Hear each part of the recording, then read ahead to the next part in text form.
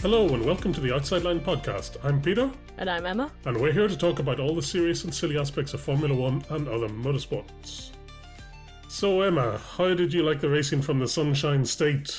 It wasn't very sunshiny, was it? Exactly. Shit weather. Yeah. And that's all they could talk about was how shit the weather was. Yeah, well, in fairness, I mean, I'd be pissed off as well if I went to Florida and didn't get sunshine. I went to Florida once and it was 10 degrees, so, you know. Oh, goodness. Sometimes it is a disappointment. Do you know it was warmer in Juneau, Alaska than it was in Florida, apparently? Yeah. That's crazy. Yeah. Anyway, I mean, it had a big effect on the FE race, so yeah, we'll definitely come to it. But let's start with some of the weekly noise. A few things to talk about this week.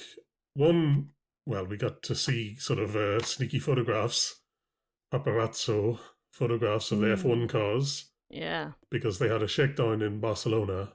But did we learn anything? Do we ever learn anything? Well, all I've heard is the Mercedes is apparently good. Yeah, that's all people said. Mercedes good, Ferrari, McLaren, Red Bull look okay. Okay, Aston Martin, Lance Stroll. Yeah. So, yeah. But he didn't. I think Hadjar, he was the only one who had some sort of crash, or big crash anyway, that broke bits of the car. But I mean, you can't tell really anything from the testing, and you know, this is like the testing before the testing, so like you really can't learn anything. But yeah, anyway, some of the cars look nice. I like, you know, they showed us that active aero thing, you know, the stuff bends. Oh yeah, that's interesting. But I guess it's all. I think we're just supposed to be impressed that the cars kind of made it in one piece, more or less. That you know, big change in regulations. You know, Red Bull having to, you know, a new engine from scratch basically with Ford. So the fact that they were able to do any laps is already sort of impressive. But apart from that, didn't learn anything. It's not for us to learn anything though. It's for the teams, right? Yeah, so, I know. But you know, we're just hungry for news, right? I mean, yeah, we're still firmly in the off season. Yeah, so exactly. For another few more weeks. Yeah, we'll take any news. I'll take a picture of a blurry picture of a car from a bush, please. Then the other thing to mention is some IndyCar controversy, maybe. Yeah. I didn't really follow the story. I only sort of vaguely picked up that there was anything. So it's that they want to do a race in Washington to celebrate some anniversary or something. Something. Right? Yeah. Yeah, something. And apparently the president has ordered it. So, yeah, we'll see. Yeah. I mean, you know, let's not go too deeply into politics. We've dabbled before. Yeah. But yeah, I'd rather they didn't. Yes. But you know, if it's going to get more eyes on IndyCar, it probably won't be for good reason. So, yeah. I mean, it's just a shame because in principle it makes sense, right? That some big anniversary for the US, you know, it would be cool to see them. The same way, like F1 in Vegas would be cool if it was like a one-off thing or it only happened every so often. Yeah. So like IndyCar on the streets of Washington, that would be cool if it's a one-off. But yeah, it would be a bit. It would have a bad taste in the mouth under the current regime. But anyway, you know, in IndyCar, like obviously there's going to be some differing opinions there. So yeah. Yeah, I'm sure Roger Penske's all up for it. Oh, yeah, exactly. That'll be why it's happening. But yeah. But don't let this distract from the real good IndyCar race news. Which is? The Weenie 500's coming back for a second year. Great. So I'm looking forward to that one, even if it was staged. Yeah. Okay, let's get on to Formula E. So we have the third race of the season. It's in Miami. It's in the Miami International Autodrome. Also known as the car park. Yeah, the car park of the stadium. The Hard Rock Stadium. That's right. It's America.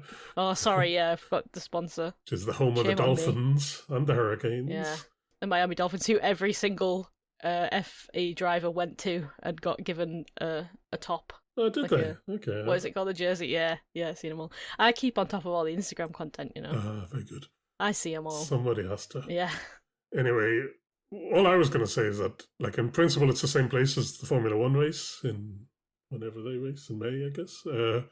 Yeah. But in actual fact, they use the same pit straight and turns 1, 2, 3. And that's it. Of the Formula One, and then they go off in their own little bit. So it's not really the same. Like, at least, somewhere like Mexico, they use a bit more of the F1 circuit. But it also means that the track itself is very short. So, like, I think stupidly short. They were doing it in like 55 seconds or something, which is I mean, for Formula E, means that there's tons of traffic, right? So there was consequences for that. We should also mention that there was the rookie test. Yes. Unfortunately, I got confused because I assumed it would be the same as in, like, Formula One, when it would be FP1 would be replaced with the rookies. But it turned out it was a separate thing, so I missed it, so I didn't see any of it. To be fair, I didn't see it like on the calendar thing I normally use. Yeah. It wasn't on there until, I guess, day of. Yeah. So, which was a bit annoying. So I never knew it was happening either. It's a shame. I would have liked to see it because there was some interesting names in there. I think we mentioned them the other week. Again, you can't read into these things at all. But like Zach O'Sullivan was top because they gave them like the full 350 kilowatts at the end, so they did get a chance to do kind of a faster lap, and so Zach O'Sullivan was fastest. Theo Pourchaire was up there. Good for him. Gabriel Mini third. Pepe Marti, who races in Formula E, he also took part, but only came fourth, which, I don't know, it's a bit embarrassing, right? I mean, well, it is, but have you seen the car he's driving?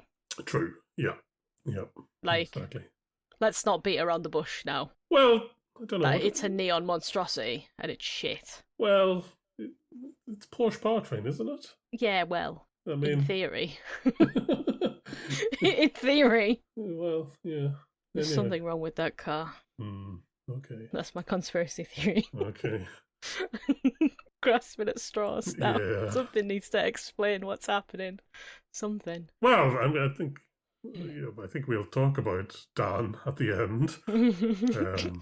I think we're like legally obliged to now. But I don't think anything's happening. I think it's just terrible. It's just bad luck. Yeah. It's terrible luck. But speaking of neon monstrosities, Andretti had a new livery. Yeah, fuck you, Andretti.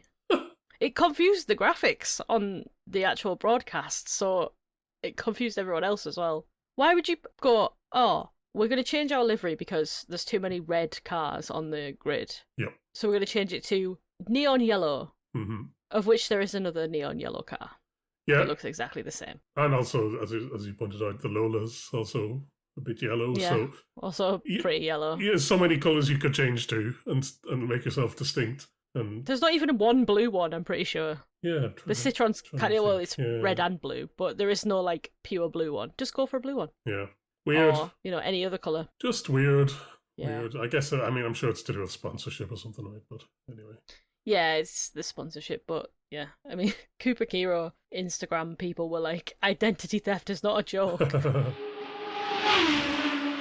other thing we noticed leading up to the quali was it was cold and there was ominous weather. You could see rain coming in the distance. What it did mean for qualifying was that basically they had to do like loads of warm-up laps before they did the proper push lap. Yeah. And because the circuit was so small, it meant that just there was traffic everywhere. So we saw in Group A, we saw Matara hit Buemi. I think it was Buemi's fault, right? They just didn't realise he was coming on a fast lap and was dawdling and just turned in and hit him. Didn't realise he was there at all. And then, apparently De Grassi did something similar in FP2. I didn't watch it, but he also had a penalty for that. Yeah. So in Group A, the ones who got through were Nato, Cassidy, Nick de Vries, and Muller. And we saw Ali Rowland go out. Then Group B, Taylor Barnard went through. Yep. They said he'd been fast in the free practices, so we thought maybe this was the weekend he would get his... The free practices are obviously a lie. Yeah, so... well, I think it's just the conditions were so changeable that... So Barnard, DaCosta, Eriksson, and Felipe Drugovich made it through. So it was a bit of a shake-up, really. Yeah, a few of the ones you didn't normally see. So like Gunter Pascal, Wehrlein, Dan Ticktum, they all went out in Group B, unfortunately. Yep. Dan Ticktum blamed the tyres at this point. Yeah. He said that sometimes the tyre is really good, sometimes it's really bad, that it's just a bit random. But we don't know. Maybe he was just grasping for straws like you. Yeah. That was Dance Attack mode this weekend, was the tyres. Yeah, he was. I didn't see any interviews with him, but I did read afterwards, and he was a bit more like, he didn't sound as angry. He sounded just sort of. He was like, yeah, the tyre screwed me over, which meant I had to take a risk in the race, and the risk didn't pay off. And yeah. So I don't know. I think it's let's not analyse Dan Ticktum's psyche right now. We'll save it for after. Well, okay. In the knockouts, won't go through all the knockouts, but it was Drugovich versus Müller in the final. Müller coming out on top, although it was very close. There's a few very close ones. Barnard was very close to beating Drugovich in the quarterfinal as well. Was it not 0.001 or something? Yeah, it was. Yeah, so crazy. Crazy, yeah. But good for Drugovich, he's showing after terrible start in his home race in Brazil. Yeah, he showed a little, but what he could do, I guess. Good. We're looking forward to the race to see how you do in that. Not to get ahead of ourselves, but yeah. So let's get to the race again. It was like 4 hours after practice or something, but apparently the rain had just stopped, so there was quite a lot of the track was wet. I didn't see any of the build-up, but I did hear Will Power was there. Yes, I did watch the build-up. So I watched about half an hour of the build-up. There was some guy from American football there with his child, and he got to meet Jake Dennis and was hanging out with him. Then Will Power was there, just looking a bit like, I don't know, startled. Kyle Kirkwood was there as well. Oh, it's interesting that they probably. So they did Daytona last week. Yeah. So they probably just had a holiday in Florida for a week and then just why not? Turned up. I think Will Power, like they mentioned it afterwards, that Will Power he wanted to get in and test one of the cars. Yes, it's what he said. He wanted to get in one of them, so that was fun. Yeah. Then they announced this Evo Sessions thing. I don't know if you remember last year they did it, and there was like all these like famous people, in quotation marks, famous, got to drive like a Formula E car. And Mr. Beast did it. Mr. Beast was in Dan's car, which is funny to me. Right. The crossover that I never wanted. And and apparently they've announced the first guy. You won't know who he is. Who's a guy called Chippo, or Chips, or Chip, or something from the Sidemen. Right. Okay. I don't know any of the words you just said. He pops up. He pops up on my YouTube recommended all the time, and I don't like him. Oh, okay. He's friends with that's just good. It feels slanderous now saying that, but he's friends with like Italian Batch and all them that I watch, and he's like the worst out of all of them. So okay. Hopefully, fingers crossed that Italian Batch is going to be in it. That would be nice. Or Alpha Television. But yeah, that's my little YouTube bit, just in case anyone listening didn't know I was chronically online. Yeah. And then the final thing I've got for the build-up is that the woman who was singing the national anthem murdered it and forgot the words. Oh, I wish I'd seen that, actually. It was really funny. Yeah. That happens quite frequently. People forget the words. It's how? It's quite easy. I know all the words to the American national anthem. I don't know how. It's from all the listening to the NASCAR and IndyCar. I just absorbed it.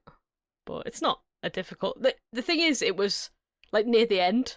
So the bit that she forgot was the land of the free and the home of the brave. Well, which is like the main bit. Yeah. So I don't know how she messed that up, but there you go. Great. That's what you missed in the build up. Yeah, well, yeah. I'm sorry. I missed it. Let's get to the start, if we can call it a start. Well, we did eventually. They semi-redeemed it. Yeah. So what happened was we got 4 laps behind a safety car. The car's just going round and round. But then, so we thought, oh god, we're gonna get a safety car restart. It's gonna be rolling start, not even 2x2, just in the crocodile. Single file. Yeah, single file. But thankfully they announced it was going to be a standing start. Yes. So 4 laps just to see how much rain, how much Yeah, how motor bad was it on the was. track, how much spray there was, then warm up the tyres a bit before then, letting them cool down while you're waiting for the smoke to clear. But Yeah. still, we got the standing start. So that was good. Yeah. But then, I don't know, not a lot happened. No. Everyone made it through the first corners, intact. Yeah. Everybody was well behaved, so good for them. Which is weird. Yeah, weird for F1, weird for Formula E. But it was funny when the safety car was going. Everyone. I think a lot of people were like, "What's the point of having all-weather tires if you're not going to do a standing start?" Yeah. But eventually they did do a standing start. So that was good. Who spun? Was it Buemi spin at the back? He spun at the back, and that was the first time Bird mentioned, "Oh, by the way, if you've got your setup wrong here, you're screwed." Yes. Yeah. Thank you, Sam Bird. So. Lovely Sam Bird. I've written 4 times in my notes how much I love Sam Bird because he just brings this sort of honest level of commentary, and the fact that he knows the newer cars, he knows this generation of cars, and he knows these drivers. So yeah, I really rate him as a commentator. I said this last time as well, the last time he was there, but yeah, it was good. He did say an odd thing where he was talking about the energy usage. And he was saying, "Oh yeah, that's like in your car at home." He said it's like you would in reality, which implies what Formula E isn't real. But, okay. Well, I think he's got a point. It's not real, is it? Like it's in a contained environment. Like it's not out in the real world. It's not real. Like wrestling isn't real. It's all Yeah. This is the Nick Cassidy season or the Mitch Evans season, maybe. We've decided. This is just New Zealand's season. Okay, well, so we got a hint that some people might have got their dry pressure, wet pressure, which is horrible terms, I thought, but the tire pressures might be vastly different depending if you gambled that it was going to be a wet race or a dry race, and it turned out loads of people gambled because very quickly, within a couple of laps, Nato, Roland, Gunter, Ticktum were 30 seconds at least off the back. Yeah. Maybe Ticktum was 40 seconds. Yeah. And a few other people didn't look very fast either. Cassidy, Verne, Dennis, Barnard. Yeah. They all looked slow. I think also some powertrains don't work well in the wet, or in the damp, or in the cold. The cold. Yeah. So definitely the Stellantis in the Citroen and the Penske looked crap. Yeah. Even if you hadn't, I don't think Barnard took a gamble on the setup. No, I think it was just his powertrain just did not like the weather. Yeah. So, well, I mean, it did mean that, we're probably going to get, a new winner this season. But crazy to see cars lapped in Formula E.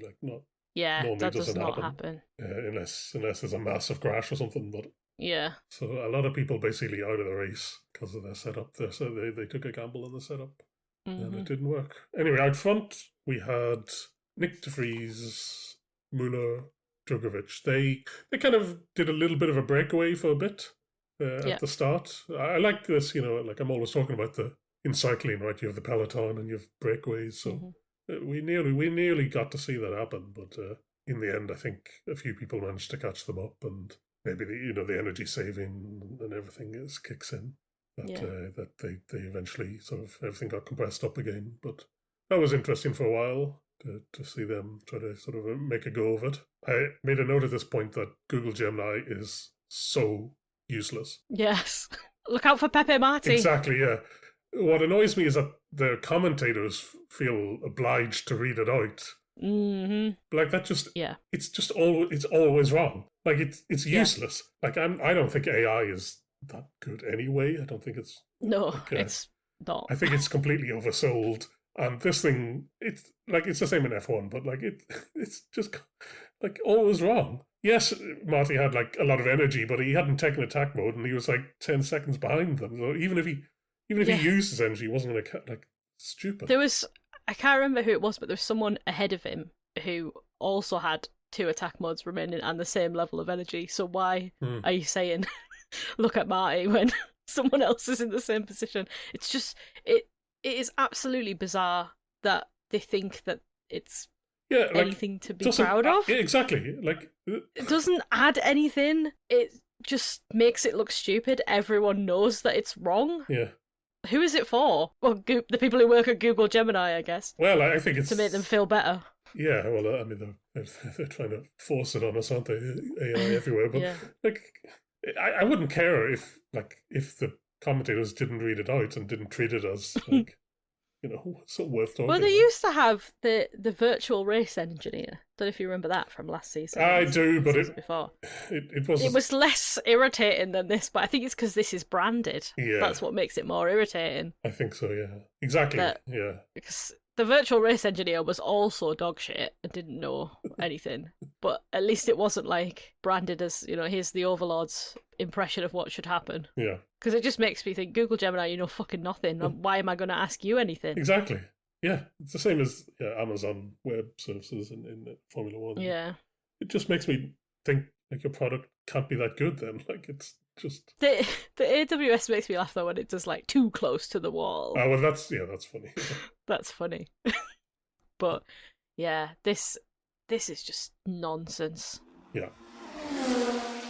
Yeah, so basically we're up to like 3/4 through the race at this stage. I don't have much to say. The race itself was only 39 laps long as well. Yeah. Which is barely anything considering we're, say, 57-second lap at best. Yeah. And a minute at worst. That's not a long race. No, I think maybe just what the track eats energy, maybe the pit straight kind of takes it out of the car or something. I don't know. I mean, they ended up doing 41 laps because of the ones at the start, but yeah, quick race. But yeah, I mean, it was it was entertaining, but there was not a whole lot going on until lap 28 is when Felipe makes a little mistake. Oh dear me! Which it's funny in the interview, some interview afterwards, he said it wasn't a stupid mistake, but it was a mistake, which. I think I know what he means. It was Do you know what? I appreciate the reframing. Yeah, that's good reframing. It's not a stupid mistake, but it was a mistake. Yeah, it was just very slight.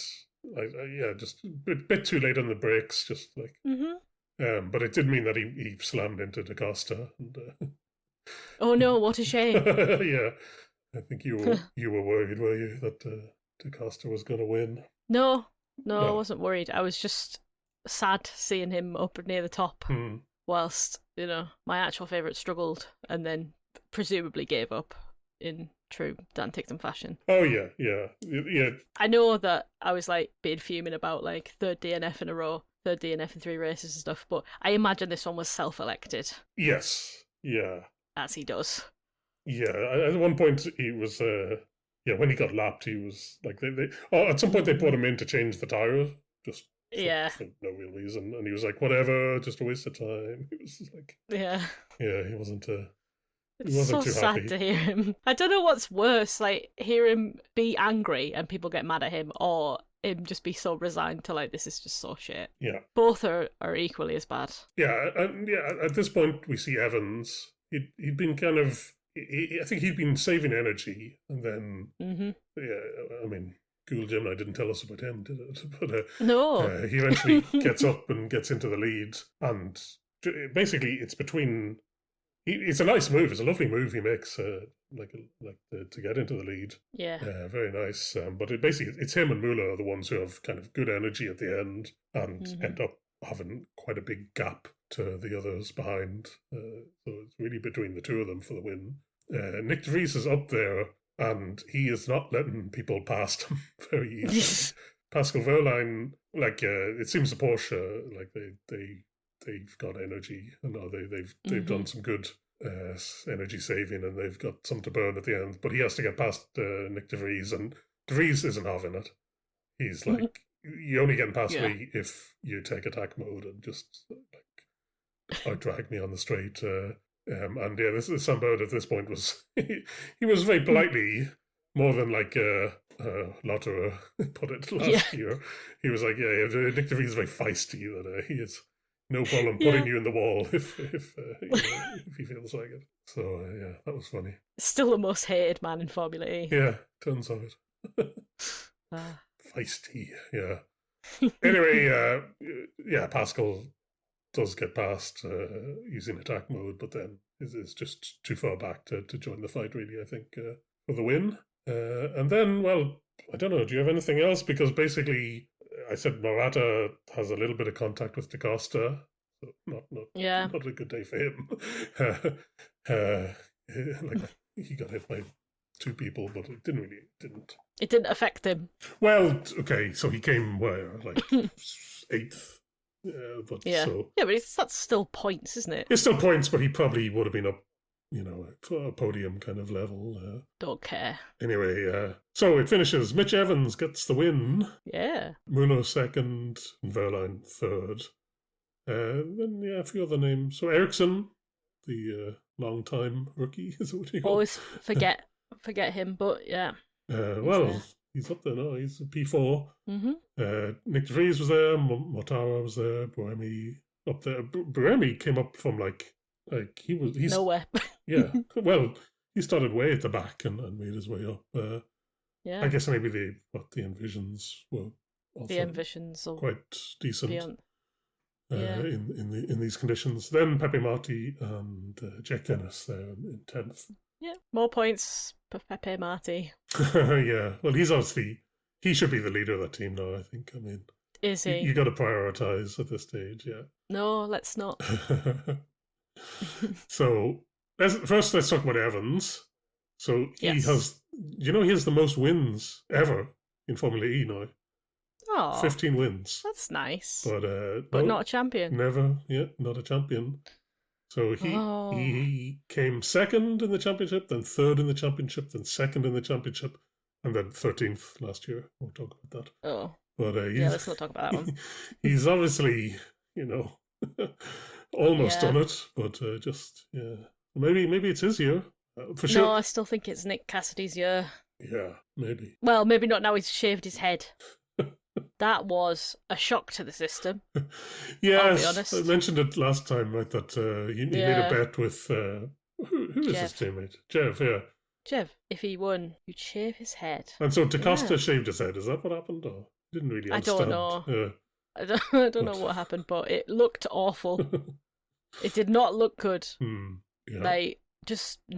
Like some men look better when they're bald. Not Nick Cassidy. Mm-hmm. I'm just going to say that. Yeah, he needs to grow that hair back as soon as possible. Then, who else to mention? Well, Drugovich, I mean, he was showing why Andretti, hired him, but, didn't.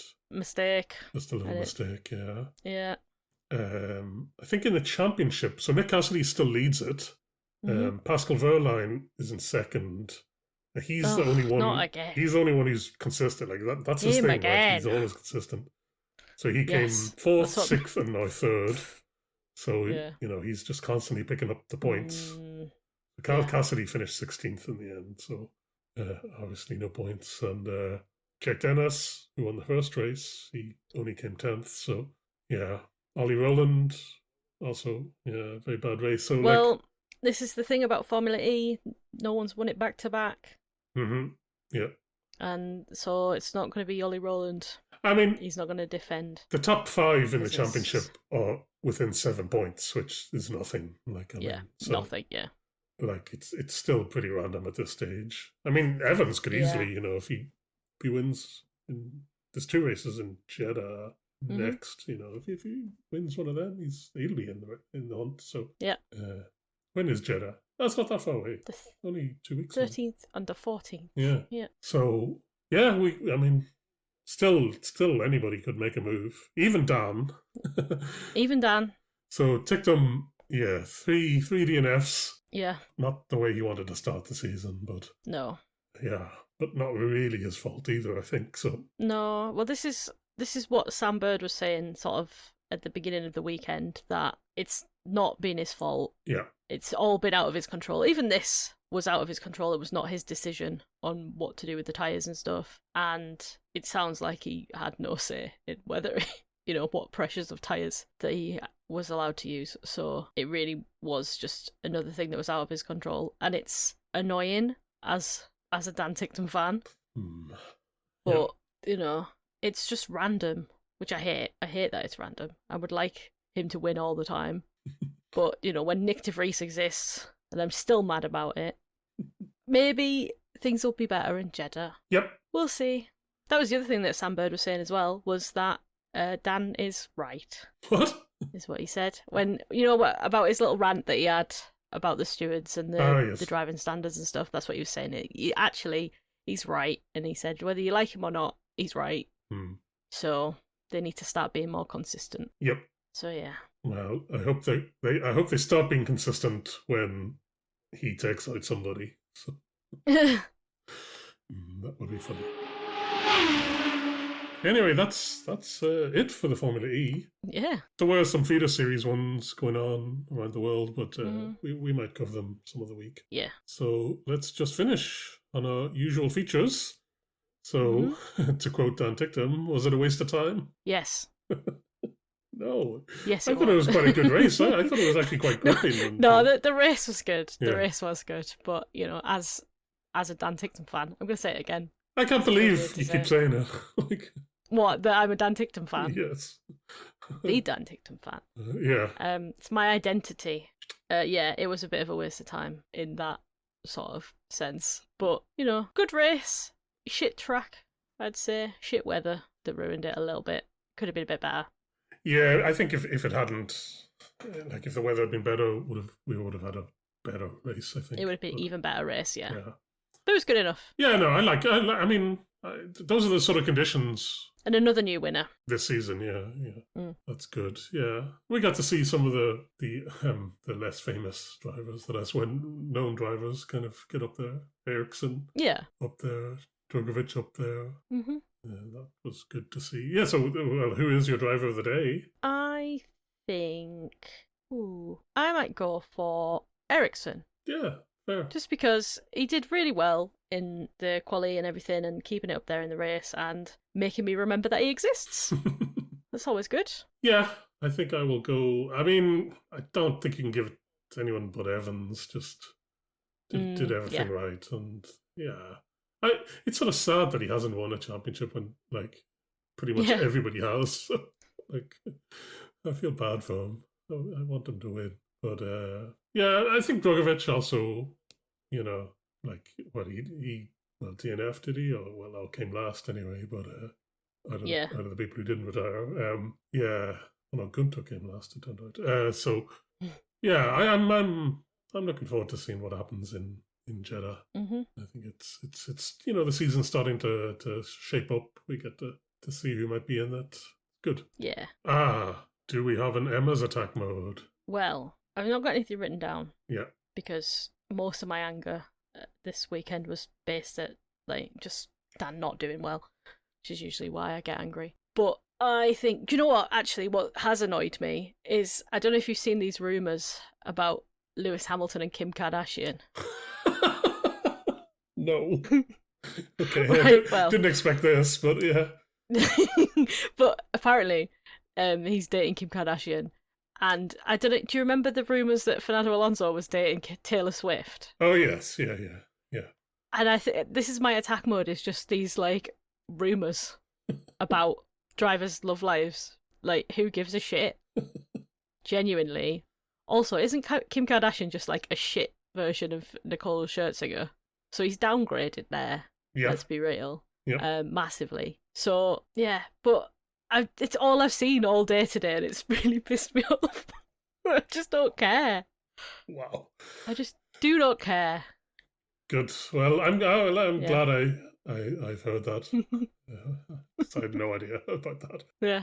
Well, now you can be equally as annoyed about the rumours. Yeah. That probably won't be true, or if they are true, then we'll have to just deal with seeing Kim Kardashian's face all over Ferrari garage. Maybe she wants to get in on the the wives and girlfriends. On the free publicity. Yeah, free publicity that you get from being in Ferrari garage. Yeah. Great. Okay, next week, no races, so we're gonna do our Indy primer. So if you don't watch IndyCar and you're curious about it, we will go through it. Yes, in our own special outside line way. Yeah.